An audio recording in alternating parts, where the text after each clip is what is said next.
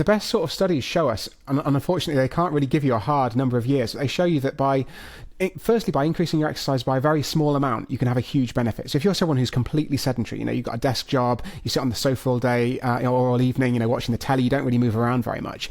Even the first very small steps, a 10-minute walk can substantially improve your potential lifespan. So that's the sort of exciting thing on that end.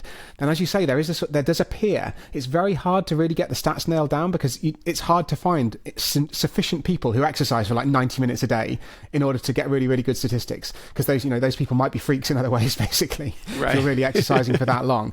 But headline: if you're exercising 90 minutes a day, Dr. Steele just called you a freak. But I got you. Totally PC, yeah.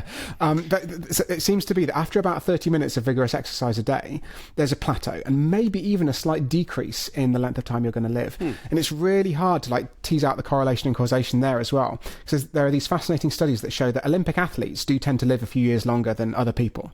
So that might suggest that being super fit is really good. But then you're wondering, is the reason, are they living long because they're Olympic athletes and because they've done all that training? Or are they able to take that grueling training regime because they're super tough? And actually, if they hadn't been Olympians, they'd have lived even longer. And then there's some other really fascinating work looking at chess champions, grandmaster chess players and Nobel Prize winners. And these aren't known for being particularly sort of athletic pursuits, winning a Nobel Prize in some scientific field. But those people seem to live a few years longer than their peers as well.